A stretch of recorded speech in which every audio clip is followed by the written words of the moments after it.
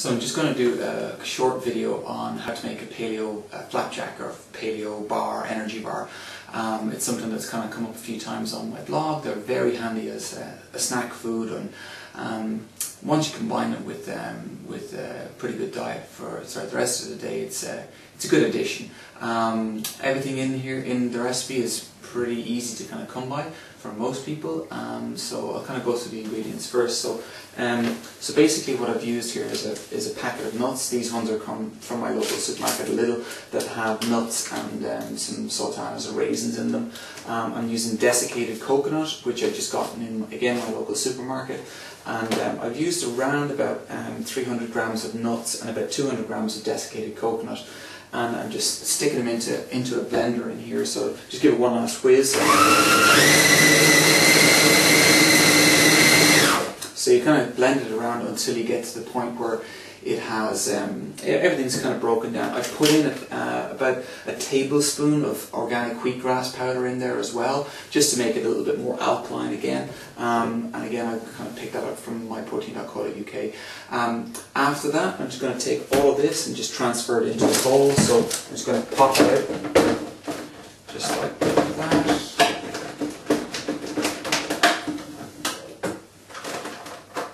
Stuck, I think, because of all the coconut that's in it. So I'm going to stick it into a bowl.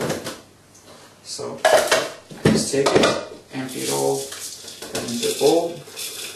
And if you're a man, the key here is to make as much of a mess as possible. So from there, what I've got is all my basically raw ingredients, and then I'm just going to put them into a bowl that I can then put all the other main ingredients in with. So I'm just going to use, I've sort of broken down some 2 tablespoons of almond butter and then coconut oil. The coconut oil sometimes comes in kind of like a bottle like that. So what I've done is I've just put the bottle in a saucepan of hot water, just to try and melt the coconut, because otherwise it turns more like solid at room temperatures. So I'm just going to pour that in there, and I'm going to mix it in just in a moment. So I like to use like a spatula so I get everything out of it all of the time. So I'm going to just take all of that and put it in there like that. Also then, what I'm using is basically some dark chocolate that I've melted down. So the dark chocolate I've melted down, I could have used, or I just used 70% chocolate drops for that. So I've used roughly about 120 grams. It doesn't have to be chocolate drops. I could have used just like a dark bar of chocolate and melted it down that way. So I've just put the chocolate over some hot water. It doesn't have to be boiling, just kind of heat up the water a little bit and let it kind of work through. So I'm going to empty that in here into my bowl here again, and just using a spatula, so we try and get as much of that out of it. Licking the bowl is obviously optional, so I just kind of get all that in there like that. And then once I've got all my ingredients in there, what I do is I just mix them in, just fold it in, keep mixing. It's going to take a bit of time to kind of work all the ingredients in there.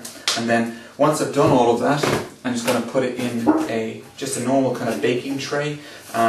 One of the ones that are kind of pretty slick or have some kind of covering on it that make sure it's like that they don't stick it, are pretty handy.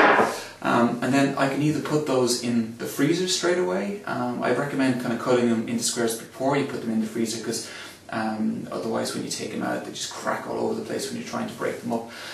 Or what you can do is just leave them in the fridge, leave them for a few hours, and they'll be absolutely fine. So what I'm going to do in a moment now is just mix all that in really well. You've got to get in there, give yourself a good 3-4 minutes mixing all the dry ingredients in, and then put it in your baking tray, stick it in the fridge or freezer, and then they should be ready to go.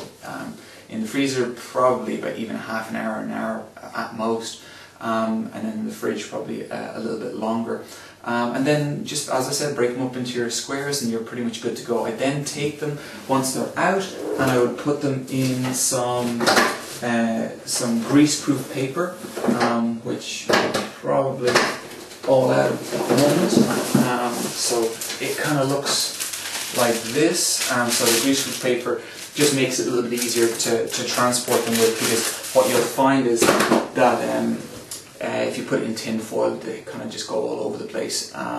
Whereas the grease paper, the coconut oil is gonna melt a little bit. If you are using coconut oil for the recipe, which I seriously recommend, obviously, you gotta remember that when you go to room temperature again, it might kind of start to turn a little bit.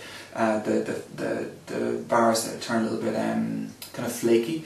So what you need to do is just make sure that you you keep them in the fridge as long as you can, and then when you're transporting them, try and make sure that you're going to be eating them pretty soon. Otherwise, they can sort of break up if they're out of the fridge for a long period of time. So that's pretty much it. So you've got all your, as I said, ingredients. Stick them in a tray. You should be ready to go. Oh yeah, put a tiny bit of vanilla extract in it as well. I don't know if you can see that bottle. Really big fan of these guys' stuff. Again, you pick it up in most good supermarkets in the bakery section again. So hope that helps, and let me know if there's any tweaks or changes that you found have worked well on making kind of like a paleo bar. They're ones I use all of the time, the ones I give out to my clients. Some people tell me I should sell them to clients, but always I think it's better to under-promise and over-deliver, so I kind of give them out to people as treats all of the time. So hope that helps, and let me know your thoughts. Thanks for your time. Bye-bye.